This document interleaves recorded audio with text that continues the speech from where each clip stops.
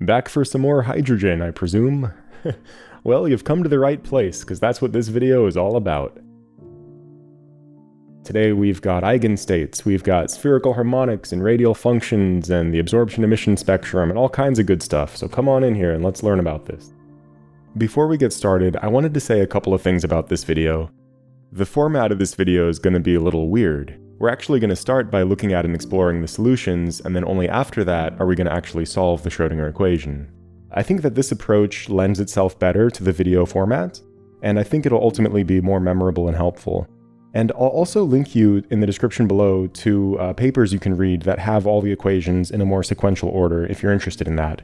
I think that paper is ultimately the better medium for linear deductive processes, but if you want to get a feel for something, if you want to get the gestalt and a familiarity with the concepts, I think that's where video can really help out. So I'm going to emphasize animations and concepts in this video. Alright, well let's get started. Let's take a look at a very special family of functions called the spherical harmonics. The spherical harmonics are used all over the place in math and physics. They're some of my favorite harmonics. They're really wonderful functions. So these are called spherical harmonics.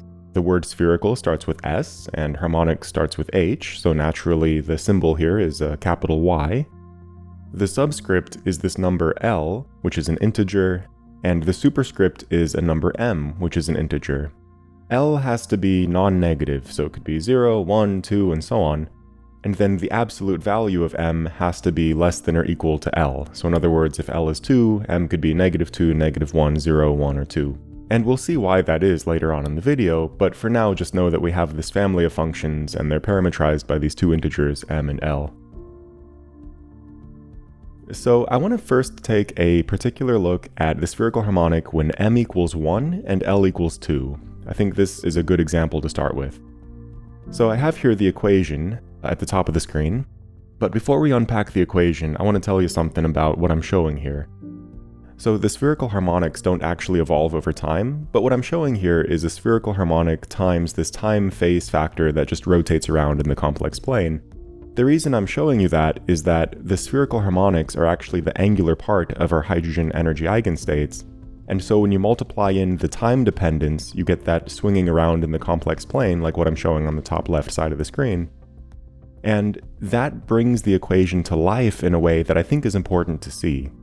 So I'm showing that time evolution here equipped onto the spherical harmonic because I think it gives you relevant information, but just know that if you want to see what the spherical harmonic really is, you want to pause the video when the phase factor points all the way to the right, that is when it's a real positive number 1. Okay, now a couple of observations about this function. The first is that if you look at the anatomy of a spherical harmonic, there's 3 parts. First, there's a constant, and that constant is such that the function is normalized. And this makes it so that the function is neither too big nor too small. We'll get back to that later. The second part of the function is a trigonometric function in the polar angle theta. So in this case, we have sine theta, cosine theta. Some of you might recognize that as 1/2 sine 2 theta. And if you look at the two-dimensional plot from top to bottom, you'll see that function. At any given point along the horizontal axis, if you just go vertically, you see that sine theta, cosine theta function. Finally, the third part of the spherical harmonic is this e to the I phi term, and that is just going to rotate the phase angle of the complex number as you go left to right. Okay, so if you look at the top right corner of the screen, you see we have this spherical thing, and on top of the sphere, I colored in the colors of the function. Okay, so let me explain what that is. So the brightness of the function corresponds to the amplitude of the spherical harmonic. So imagine you're on the unit sphere, and each point has some latitude and some longitude, and you take that theta and phi angle and you put it into the function, you get a complex number with some amplitude and some phase. So on the spherical plot in the corner of the screen, I'm using the brightness to represent the amplitude of the number, and I'm using the color to represent the phase, in accordance with our usual complex number color map. The big plot in the middle of the screen is the same function, but plotted in 2 dimensions, where you have theta and phi as these 2 different axes. So think of this as a kind of like when you see a map of the Earth and Alaska looks huge and Antarctica looks huge, that's kind of what's going on here. I'm stretching everything out so we can map it in 2 dimensions. So bear in mind that the poles are going to be warped when you do this, so you kind of have to unwarp it in your mind. But the advantage of plotting it in 2 dimensions is that I can actually show you the complex numbers as these little arrows, where you can directly see their amplitude and their phase. And I think it's useful to see that even though making that 2-dimensional kind of warps it a little bit. Okay, another interesting observation is if you pick any arrow in particular and watch what it's doing, It's just rotating around counterclockwise. That's all it's doing. And yet, there seems to be the propagation of this macroscopic wave. And that's a result of the phase gradient as a function of space. In general, whenever you have these kinds of phase gradients and you have this kind of eigenstate time evolution, you tend to see that kind of thing. This is the spherical harmonic for m equals 0 and L equals 2. Because m equals 0, the phi dependence of the equation is going to be e to the 0 phi. In other words, e to the 0, in other words, 1. So because m is 0, the function does not change along phi. And if you look at the equation, all you see now is a constant term and a trigonometric term as a function of the variable theta. This is one of my favorite spherical harmonics. I think it looks really cool. Now, one thing we should notice is that you see how the function goes to 0 amplitude when the phase switches? If you think about it, it kind of has to be that way. If the function were non-zero when the phase switches, you'd have a moment where it was very sharp and not exactly discontinuous, but maybe non-differentiable. You know, we want a smooth function. And why is that? Well, if these are going to be part of our wave function, then if we have anywhere that's too sharp or too non-differentiable or somewhere where the Laplacian blows up, that would take an infinite amount of energy density to create. So we should expect that all of our equations we're going to see today are going to be nice and smooth and continuous and well-behaved.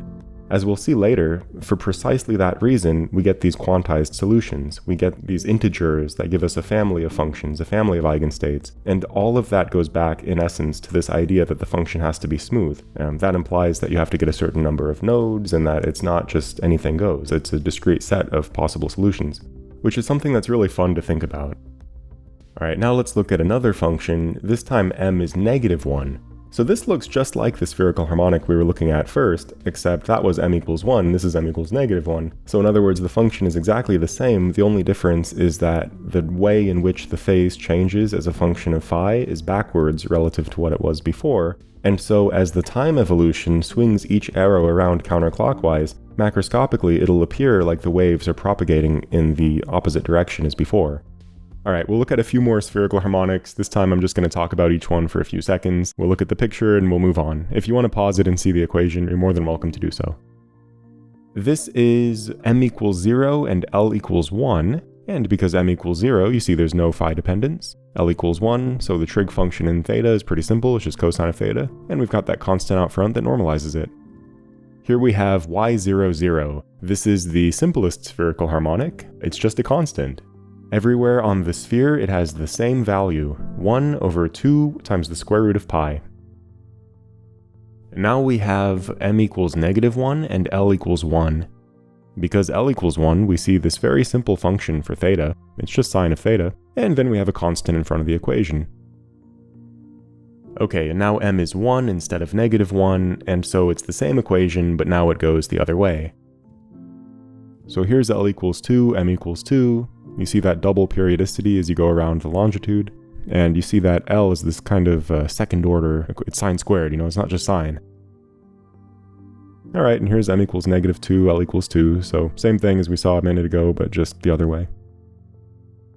Here's the list of all the spherical harmonics we've looked at so far, in case you wanted to screenshot this and explore these equations further. I'd also encourage you to check out these links at the bottom of the screen, a link in the description below, for more information and to see some of these other functions, because I'm just showing here up to L equals 2, but you have L equals 3 and 4 and 5 and so on, technically an infinite number if you want to explore them. But fortunately we only really need to look at the first few spherical harmonics, for reasons that we'll see later. Okay, so now that we've seen a few examples of spherical harmonics, I think it's time to look at the general formula. So all the general formula is a recipe that lets us make spherical harmonics. So if we put in a number for m, if we put in a number for L, we'll derive the formula for the spherical harmonics. And if we look at the general formula, we have some constant term out front, there's a square root, there's some factorials, there's a 4 pi. We can see that there's also this term p superscript m subscript L as a function of cosine of theta. That is an associated Legendre polynomial, and we'll see later where that comes from. And then we have that phase factor e to the I m phi. Another thing we should look at while we're here is the normalization condition of the spherical harmonics. So the spherical harmonics are an orthonormalized set of functions, meaning that the dot product of any spherical harmonic with itself is 1, and the dot product of any spherical harmonic with any other spherical harmonic is 0. So if we look at this equation, to take the dot product of two functions, you take one and then multiply it by the complex conjugate of the other, and then you integrate that over the unit sphere. So this term sine of theta times d theta d phi, that is the area element of the unit sphere. And we're going to go ahead and integrate that all the way over the sphere. So from 0 to pi in theta and 0 to 2 pi in phi. Now in this equation, I'm using the overbar notation to signify the complex conjugate. Normally I like to use the asterisk notation, but that gets a bit messy when you have superscripts and primes on the superscripts, and it's a whole thing. So the overbar looks a little more concise. And finally, on the right-hand side of the normalization equation, we have a couple of Kronecker deltas. So Kronecker deltas are the most confusing way of writing either 0 or 1, but think of them as a switch. So whenever you see a Kronecker delta, the rule is this. If the two subscripts are the same number, then the Kronecker delta equals 1. If the two subscripts are different, then the Kronecker delta equals 0. And so these two Kronecker deltas on the right side of the equation, all that is to say, it's just a concise way of writing that when m equals m prime and when L equals L prime, then this integral is 1. In other words, the dot product of the spherical harmonic with itself is 1. And when m is not equal to m prime or L is not equal to L prime, then the dot product equals 0. In other words, the functions are orthogonal. The orthonormality of the spherical harmonics is one of the reasons that we can expand any general function as a function of the variables theta and phi as a sum of spherical harmonics. So that's a really cool mathematical property of the spherical harmonics, and that's one of the reasons you see them all over the place. If you've ever worked with like Zernike polynomials, for example, you can think of the spherical harmonics as kind of the spherical cousin of the Zernike polynomials. There's a lot of similarities here as well with Fourier analysis. If you have some time, I highly recommend you do a few exercises to get your hands on the spherical harmonics and make them feel natural and familiar. The first thing I'd recommend is look at the e to the im phi part of the function and just plot that. Here what I'm showing in this plot is in a three-dimensional space, there's our coordinate system, and I'm actually using the variable phi around the azimuth, and I'm plotting the function. The rainbow circle shows the complex phase as the color with our usual color map, and the amplitude in this case, I'm just going to show that as the radial distance from the origin. So e to the im phi has a constant amplitude of 1, but its phase swings around in the complex plane, as we saw earlier. Here I'm also showing the real parts and imaginary parts, and you can see those have a cool, like, flower petal kind of pattern. I always thought that looks pretty. Now here's something interesting, and you gotta see this, I want you to notice this. In this plot, I'm showing an animation where I'm varying the value of m, and you can see that for the most part, the function is discontinuous when m is not an integer. It doesn't really loop back to itself, it just kind of goes around and then it stops. And so this is really probably the most direct way of showing how continuity and smoothness, and yet wrapping around a coordinate that is periodic, shows you that you end up getting some kind of quantized number. And if you understand where the quantum number m comes from, then you understand the essence of the other quantum numbers. Okay, so once you're really familiar with e to the im phi, I'd recommend maybe plotting some of these functions as a function of theta, so, sine theta, cosine theta, whatever. Just pick any of these functions and plot them and just play around with them. That's the second exercise I'd recommend. Then the third one would be pick any of these functions and instead of the constant term, replace that with the capital letter C, for example, and then solve for C using the normalization condition that the function times its complex conjugate integrated over the unit sphere gives you 1. And once you're doing that, by then the spherical harmonic should be pretty natural to you. I'd also be remiss not to mention the fact that in addition to the spherical harmonics we've looked at, there is another kind of function called the real spherical harmonic. Real in the sense of real number valued, not in the sense of no cap for real, but these are the functions that chemists like to use. And if you're into chemistry, then you want to become familiar with these. But if you're into physics, I'd recommend using the functions that we've been looking at because I think they're simpler. At the end of the day, the spherical harmonics and the real spherical harmonics give us two different ways of saying the same thing, in the sense that for those of you who have studied linear algebra, you can imagine that both sets of functions are an orthonormal basis that span the space of functions defined on a sphere. So in a way, if you want to imagine the spherical harmonics are the vectors x and y, then the real spherical harmonics are sort of like the vectors x and y that have been rotated in the plane. They still span the plane, but they're a different set of basis vectors. So when you think in terms of superpositions and everything, you'll see that we really have a lot of flexibility as far as whether we want to work with the spherical harmonics or the real spherical harmonics. Anyway, I'm just going to use spherical harmonics in this video. I'm not going to talk about the real ones. Maybe we'll get back to it in some future video, but for now we'll just move on. The reason we've been talking about spherical harmonics is that they are the angular part of our energy eigenstates. They tell us how the eigenstates depend on theta and phi. Now let's look at how the eigenstates depend on the radial coordinate r. So these radial functions are fortunately much simpler than the spherical harmonics. These functions have real number values, they're not complex. It's just a coefficient and sometimes a polynomial and then an e to the minus r over some factor. You might wonder exactly where the details of the polynomials come from, and we'll get to that in a second. First, I want to show you that there's a way of simplifying these equations. So if you look at this factor a0, that's the Bohr radius. One way to think about the Bohr radius is that it's kind of the most likely distance from the proton that an electron is going to be in the ground state of the hydrogen atom. And so in that sense, it sort of sets the atomic length scale. So a hydrogen atom in the ground state would be a couple of Bohr radii wide, about an angstrom wide. That's why angstroms are a convenient unit to use in chemistry.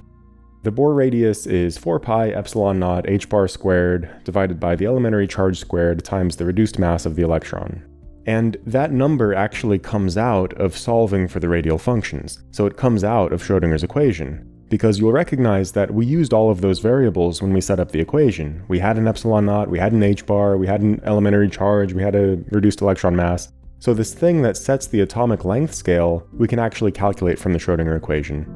And one thing that's kind of useful to know is that if you imagine a wavelength of green light, a Bohr radius is about 1/10,000th the wavelength of green light. So atoms are smaller than visible light. Okay, so what we're going to do is basically imagine that the Bohr radius a0 is equal to 1. In other words, we're just going to define our length scales such that our units are in terms of a0. And what that does is that greatly simplifies the appearance of the equations. Alright, let's take a look at some of these functions. So first up, we have this function. It's just a constant and an exponential that drops off. Here along the x-axis, the grid lines are units, so 1, 2, 3, 4, and the units are r divided by a0, because remember, we're just saying a0 is 1, so each grid line here represents an increment of a distance of a0.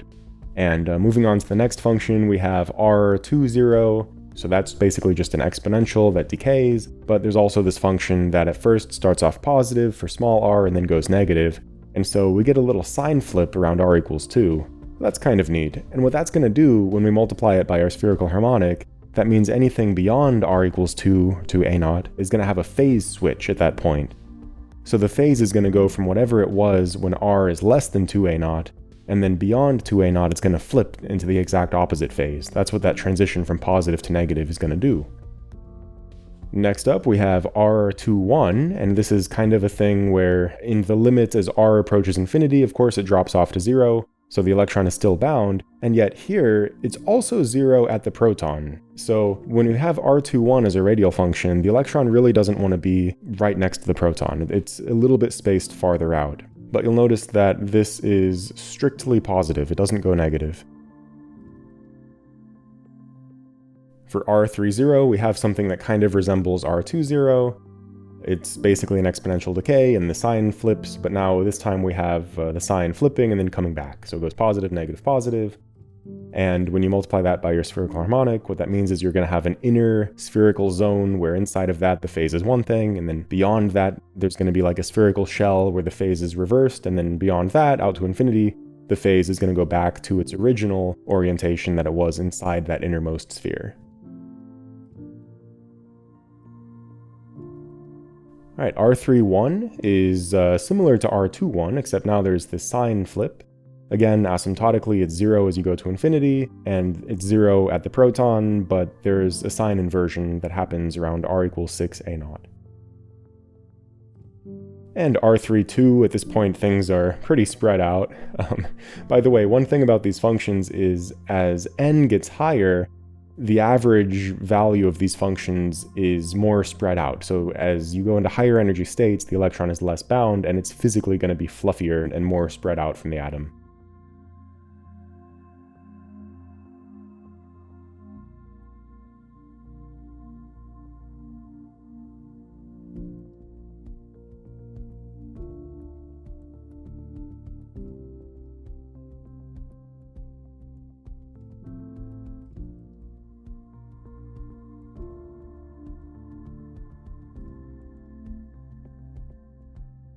Now that we're experts on the radial functions and the spherical harmonics, let's look at the formula for the hydrogen energy eigenstates. All we do is we multiply these together, and we also throw in that time phase factor that has to do with the energy of the state. So the interesting thing is, we know that the spherical harmonics are indexed by these two numbers, L and M, and we know that the radial functions are indexed by these two numbers, N and L. L in both the radial function and the spherical harmonic have to be the same number, so those are sort of tied together if you like. And N, L, and M are constrained in the following way. N has to be 1, 2, 3, or so on. It has to be a positive integer. L can be at most n minus 1. So if n is 3, then L can be at most 2. And L has to be non-negative, so L could be 0, 1, or 2 when n is 3. And then M, absolute value, has to be less than or equal to L, just like we saw before when we looked at the spherical harmonics. And because these are eigenstates, the only dependence on time is this uniform rotation in the complex plane with angular frequency e over h bar.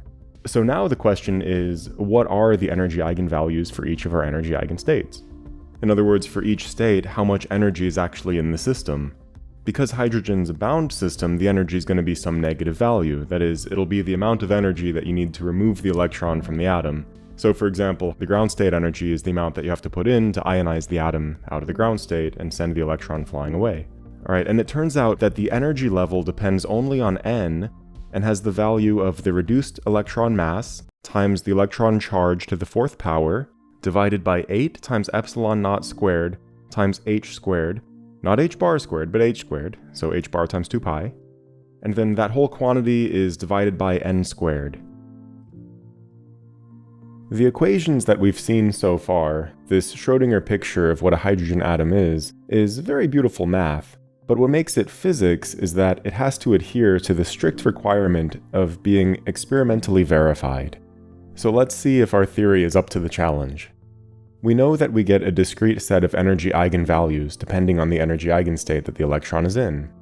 Usually it's relaxed into the ground state, but every now and then it might be excited with light or maybe even thermally up into an excited state, then it'll drop back down into a lower energy state. We should expect to observe the emission and absorption of photons corresponding to the differences in energy levels between those states. And because we can precisely calculate the energy level of each state, so too can we precisely calculate the energy differences between each state. Then, if we know the energy differences, we know the wavelength of light or the frequency of the light that goes along with those energy differences, because energy and frequency are directly related by Planck's constant. And so therefore, from looking at the solutions of the Schrodinger equation, we can predict a bunch of frequencies of light that we should expect hydrogen to interact with in a very unique way, in a very discrete, non-continuous way. What I'm showing here in this diagram is a list of energy levels, so those horizontal lines are energy levels.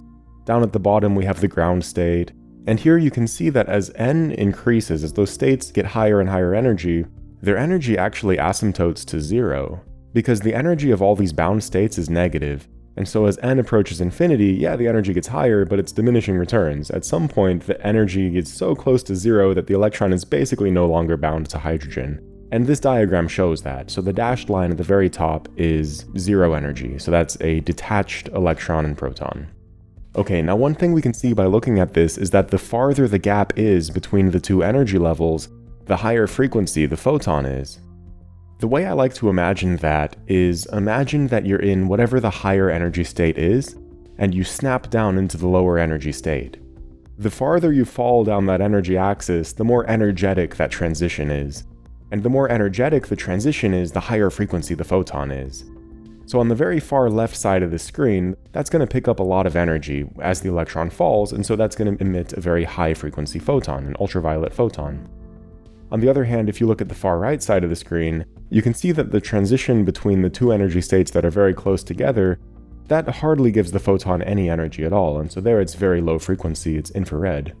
And conveniently, if we look at these wavelengths of light, we have an ultraviolet series, a visible series, and an infrared series, where by series I mean categorizing these wavelengths in accordance with the lower energy state that they end up in. So anything that ends up falling into the ground state, that's going to be in that ultraviolet series, which by the way is called the Lyman series. I can never remember the names of these series. I just remember that there's an ultraviolet, a visible, and an infrared.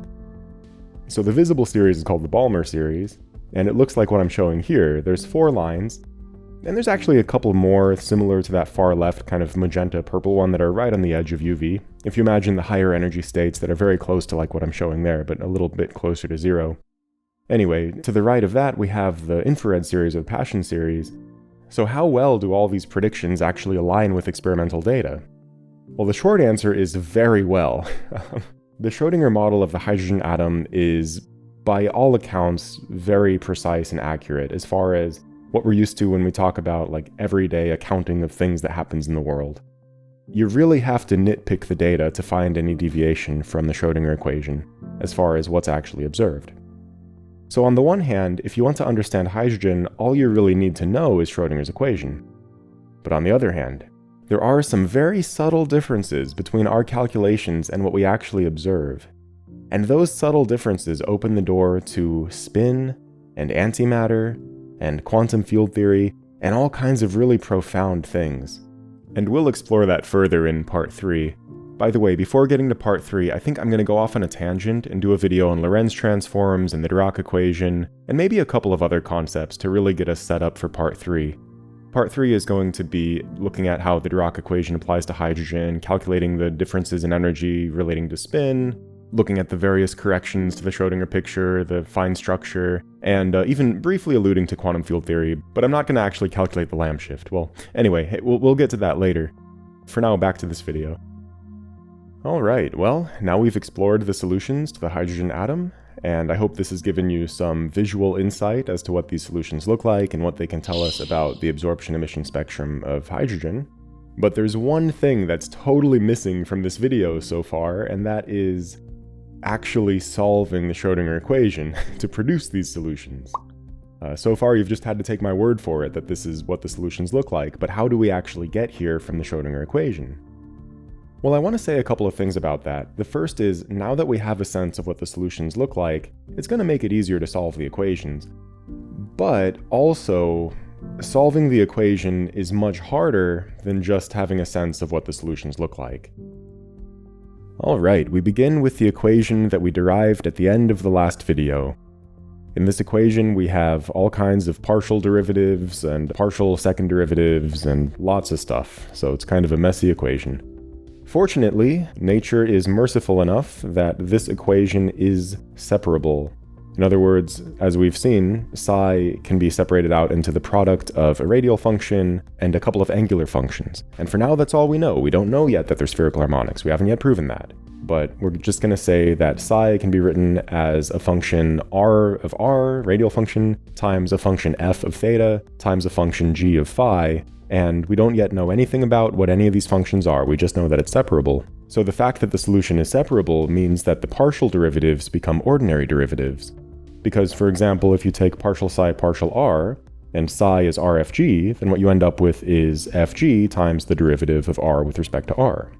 That's just one example, but if you go through these other examples here, you can see the first and second derivatives all become regular ordinary derivatives. And so now what we want to do is we want to replace all of the partial derivatives in our equation with ordinary derivatives. This might seem like a step backwards because now the equation is actually a little bit more complicated as far as number of characters. But it's actually a huge step forward because partial derivatives are very painful, and ordinary derivatives are only an ordinary amount of pain. So now the next step that we're going to do is we're going to go ahead and multiply everything by r squared over rfg, just to simplify things a little bit, just to clean it up. After we do that, we can go ahead and switch some things around. So here what we've done is just addition and subtraction. We've just moved things around. So we have all of the radial terms on the left. And likewise, anything that has any angular term is going to go on the right. And by angular term, I mean theta or phi.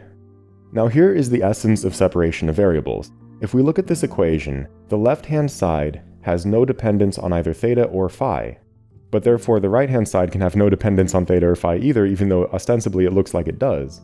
And likewise, the right-hand side of the equation doesn't have any dependence on r, and so therefore neither can the left side of the equation because the two things are equal. So even though in this equation we have r's and thetas and phis, actually both sides are equal to a constant. You gotta meditate on that because that's the essence of separation of variables, and it always feels like we're getting something for free when we do that. But actually we're leveraging the separability of the solution in order to sort of bootstrap ourselves up into that observation about both sides being constant. Anyway, what that does for us, the fact that both sides of the equation are constant, is it lets us separate out this differential equation into two differential equations that are coupled via this constant. We'll call it capital C for now. And so you see we have this first equation, which is purely a radial equation. It's purely a one-dimensional ordinary differential equation for r as a function of r. And the second equation is now a two-dimensional ordinary differential equation for f and g as a function of theta and phi, respectively. So now we're going to put that radial equation aside for a second, and we're going to focus in on the angular equation. Again, we can apply separation of variables, this time putting the f of theta terms on the left side and putting the g of phi terms on the right side. And again, we can do the same old trick. We can say, well, on the left side we have theta, but we don't have phi, and on the right side we have phi, but we don't have theta, and both sides are equal, and so therefore neither of them really depends on phi and theta. They're both actually equal to a constant. When we do that, oh, and by the way, this time let's call the constant m squared. Why? I'm foreshadowing. You'll see in a moment. It's the same m that we've been talking about throughout this video. But when we do that, what we find is that we can break up this angular equation into a part involving only f and theta, and a part involving only g and phi.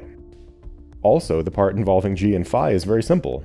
Negative 1 over g, d squared g, d phi squared equals m squared. And so if you rearrange that equation, we can immediately recognize it as a one-dimensional Helmholtz equation, where taking the second derivative of g with respect to phi is the same as multiplying g by negative m squared. And so by inspection, this equation has the general solutions a times e to the im phi plus b times e to the minus im phi, where at first, before we apply any boundary conditions or any of that, a, b, and m can all be arbitrary complex numbers. Now, when we impose continuity and smoothness, we find that the function has to come back to itself after a rotation of 2 pi in phi. So the first thing we can say is, well, then m has to be real, because if m were complex, then the imaginary component of m, when multiplied by I, becomes real, and then so you get a spiral going in or out, and that's no good, because the spiral doesn't come back to itself. So m has to be real, and for reasons we saw earlier, m has to be an integer. Now there's still the question of, even if we know that m is an integer, how do we handle the parameter space a and b? How do we deal with that? And to answer that rigorously, you really have to look at it in the perspective of the full angular equation with both phi and theta. But for now, what I'm going to say is, as sort of an ansatz, we can take the equation that g is just equal to a times e to the im phi. And we'll find later that a will become normalized by a normalization condition and so on. If we now return our attention to the differential equation for f as a function of theta, the first thing we'll do is we'll rearrange and simplify it as shown here. But now the problem is, if we want to solve for f as a function of theta, it's not nice having all these sines and cosines in the equation. That's confusing. So we're going to do a trigonometric substitution. So we're going to define a new variable xi. And xi, I don't know if I'm pronouncing that right. I can never pronounce this letter right, but anyway, I assume it's pronounced xi. So xi is going to be defined as cosine of theta, and that will let us immediately replace the cosine of theta term in the equation with xi. At the same time, by the relation that sine squared plus cosine squared equals 1, the sine theta term in the denominator can be written as the square root of 1 minus xi squared. And if we do those substitutions, we end up getting rid of all of the trig functions in our differential equation, and now we just have something involving these xi terms and this xi squared in a square root kind of thing. But here's the problem. Our derivatives are still in terms of theta, and we need to get those derivatives in terms of xi. So, if we evaluate the first derivative, we get df d theta, and using the chain rule, we can see that that is df d xi d theta, and we end up with negative sine of theta times df d xi. I really hope I'm pronouncing psi correctly. Anyway, so now taking the equation that df d theta equals negative sine of theta df d xi, and noticing that sine of theta is root 1 minus xi squared, then we can write that df d theta equals negative square root of 1 minus xi squared df d xi. And so there you go. So now the first derivative of f with respect to theta is written as a derivative of f with respect to xi. Now, of course, this is a second-order differential equation, so we need to do the same thing for the second derivative of f with respect to theta. And this one, there's a couple of chain rules and a product rule, and when you figure it all out, you end up getting that the second derivative of f with respect to theta is equal to this 1 minus psi squared quantity times the second derivative of f with respect to psi minus psi times the derivative of f with respect to psi. So now we've got our second derivative, we've got a derivative, and so we can rearrange the whole equation purely in terms of f and psi, and we get this equation shown here. This equation is incredibly painful to solve. I wasted a weekend once trying to solve it. If you're looking for a good exercise, set m equals 0, so that whole m term goes away. And you can probably solve that. You gotta write out some Taylor series and make a table and do some pattern recognition, but that's not too hard when m equals 0. When m is non-zero, oh my gosh, this equation is tough. But fortunately, mathematicians exist, and they've solved this. So this equation has a name. It's called the associated Legendre equation. Sometimes it's called the general Legendre equation. As opposed to the Legendre equation, which is the special case that m equals 0, this non-zero m term is what makes it the associated Legendre equation. And this has solutions, the associated Legendre polynomials. They're symbolized by a p with a subscript L and a superscript m. You'll recognize this from our general formula for the spherical harmonics. That's where this comes from.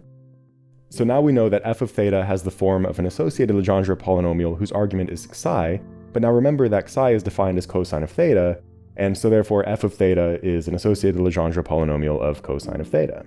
So when we combine the colatitude and the azimuthal equation, in other words, we take f of theta times g of phi, we smush them together and we end up with a spherical harmonic. Because you'll notice that e to the im phi term, that came from the 1D Helmholtz equation for g as a function of phi, and that PML term came from just now the associated Legendre equation. Now, we happily glossed over all the details of how the associated Legendre equation was solved, but at least we gave it a name, and at least you can go look it up if you're interested in more details. Okay. Now, the normalization constant in front of this equation, that thing with the square root and all that, that just comes from the normalization condition of the spherical harmonics that we looked at earlier. And so now, what we've proven so far is that our wave function psi is going to be some radial function that we don't know yet, times a spherical harmonic. Oh, and by the way, while solving the associated Legendre differential equation, one of the results that pops out of that equation is that that c constant that couples the radial equation with the angular equations has the value of L times quantity L plus 1.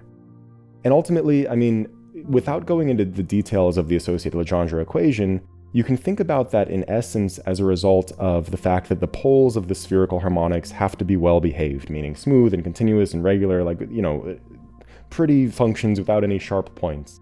And so basically what happens is that because m is an integer, you get a certain amount of winding around phi, and then when you try to solve this differential equation in theta, in order to keep everything smooth, that quantization kind of infects the equation, and so L also has to be quantized in a certain way. And so anyway, you get this two-dimensionally smooth function, and that requires having these two quantized numbers, L and M. Because the radial function and the angular functions are coupled via that coupling constant c, we can write L times L plus 1 in this radial equation. So now that number actually comes in and infects the radial equation. So you see it's all tied together, even though the equation is separable. Okay, let's go ahead and rearrange the radial equation. We'll subtract the right-hand side, L quantity L plus 1, so we get a 0 on that side. We'll multiply everything by capital R, and we'll divide everything by r squared. And after a bit of algebra, we get the equation shown here. Now look inside the parentheses and you see these three terms. The first one on the left, that is the energy related to the electrostatic potential between the electron and the proton, right? That's the Coulomb's law. In the middle, we have the energy eigenvalue. And on the right side, we have this strange, mysterious term involving L and h bar squared and 2 mu and r squared. But by dimensional analysis, all three of these terms have units of energy. So somehow this L number is giving us some kind of weird energy in the equation. Well, as it turns out, that's energy from angular momentum, and L is the angular momentum quantum number, and we can actually show that angular momentum is quantized by thinking deeply about this equation. So if we had some angular momentum, we would expect it to give rise to a kind of rotational energy that would be equal to the absolute value of the angular momentum L squared divided by 2 mu times r squared, because the electron is in the central potential of the proton. So anyway, if we take that equation and we try to solve for the magnitude of the angular momentum L, we end up with r times the square root of 2 mu times this rotational energy term. Now, if we identify that rotational energy as being that term L quantity L plus 1 h bar squared over 2 mu r squared, we can solve for the absolute value of our angular momentum, L, as simply h bar times the square root of this term L times quantity L plus 1. And so what we find is that the magnitude of the angular momentum in the hydrogen atom is quantized. When L is 0, there is no angular momentum. When L is 1, the angular momentum takes on a value of h bar root 2. When L is 2, the angular momentum takes on a value of h bar root 6, and so on. So that's pretty cool. We can show by looking at the radial equation that angular momentum is quantized because of this number L. Nice. Alright, so as we saw earlier, the radial equations are easier to look at than the spherical harmonics. It's just a polynomial and an exponential. Ironically, I think it's way harder to solve for these equations than the spherical harmonics, and it's certainly beyond the scope of this video. But of course, link in the description, papers, you can read them, you can learn the math. But while we're here, there are a couple of things I wanted to say about this radial equation. So if we look at this equation, let's go ahead and define the dimensionless variable ρ as the square root of negative 8 mu times our energy eigenvalue divided by h bar squared r. Bear in mind that our energy eigenvalue is negative, so it's actually a positive under the square root. When we do that, we can transform the equation, so we replace lowercase r with ρ, and we do all the algebra, and we end up with the equation shown here. Now if you think about in the limit as ρ approaches infinity, that is, as we go farther and farther out from the proton, very far away, any term in this equation that has a 1 over ρ will vanish. And so in the limit that we're far from the proton, the equation will look a lot like the second derivative of r with respect to ρ minus a quarter of r equals 0, and by inspection that has the solution that r drops off as e to the minus ρ over 2. So that's interesting, so now we know that we can look in the definition of that ρ factor for the decay rate of the wave function in r, as long as we're far from the proton. So if we go back to the definition of ρ, and we insert our energy eigenvalue, and we rearrange things, we get this equation that ρ is e squared times the reduced mass of the electron divided by 2 pi n epsilon naught h bar squared r. Now if you consider the ground state when n equals 1, that n term drops out, and remembering that the Bohr radius is this term 4 pi epsilon naught h bar squared over e squared mu, we can rearrange that and we can show that in the ground state, ρ is 2 over a naught times r, and so therefore the limiting behavior of the radial function is going to drop off as e to the minus r over a naught. In other words, a naught is going to be the natural decay rate of the wave function in the ground state. So this kind of reasoning tells us that out of the Schrodinger equation comes the atomic length scale. Now, of course, there's a couple of things I glossed over there. How do we know what the energy eigenvalue is, right? How do we know how relevant this limiting condition is when thinking about the equation, right? All of that's true, all of that's valid. Again, this is not the most rigorous video. My emphasis is on animations. I'm just walking through the derivation to the extent that I can within a reasonable time frame. So, all right. I put a lot of time into trying to show the solution of the radial equation in a way that didn't take like many hours, and I couldn't find a way to do it. So let me just show you the general form of the equation, and I encourage you to read the papers to learn more. But anyway, the general form is that our radial function r with a subscript of n and l is going to be this expression shown here where you recognize a normalization constant, you'll recognize the Bohr radius a naught, you'll recognize this polynomial and this exponential decay, and then there's this strange function, capital L with a subscript and a superscript, and that is an associated Laguerre polynomial. You gotta look that one up. I don't have time to go into it here, but it's one of those complicated ones. Okay, and with that, I think that'll complete our tour of the math. And let me just be totally open about something. I actually regret not being able to show the derivation of the energy eigenvalues, because that involves really interrogating the radial equation, the Laguerre polynomials, and how they're derived. And I just wasn't able to fit that into this video. And I figure, look, if I've piqued your interest, if I've shown you the lay of the land as far as what these solutions look like and how the equation works, if you're motivated, you can find in the papers how to calculate those values, and it will take some time, okay? It is, it's kind of a complicated equation, but anyway, so I hope I'm at least pointing you in the right direction, but I do regret not being able to show that derivation. Oh, another thing I have to mention, I totally glossed over this in the last video, and I haven't mentioned it yet in this video, but there's actually a lot of nuance involved with the details of these transitions between the different energy eigenstates. Especially when you think about angular momentum and how the electron interacts with the photons, you can imagine there's a lot of detail in there that I'm just totally skipping over in these videos. And also, of course, that has implications vis-a-vis the relative stability of these different states, right? So the more likely a transition is, that's going to affect how long the atom is going to be in whatever excited state. So All of that is, I think, more advanced stuff that I'm not going to get into in this particular series. And in addition to that, there's a variety of other topics that branch out of these hydrogen wave functions. So for example, we can think about the notion of superpositions and the time-dependent Schrodinger equation and a wave function evolving over time and kind of sloshing around, but then collapsing to an eigenstate when it's observed. And so we can use the hydrogen atom as a kind of toy or a kind of sandbox to test and play with these quantum ideas in a very specific instantiation. So I do plan on referring to the hydrogen energy eigenstates in future videos whenever making a broader point about quantum mechanics or getting philosophical. These are a very useful concept to have, to keep in your back pocket and pull out whenever you need it. Anyway, all that's to say, I'm sure there's a lot that I've left out of this video, but that's precisely why this subject matter is interesting. Because it branches off in so many different directions, because it has so many implications, that's why I think it was really worthwhile to make this video, and that's why I hope you got something out of watching it.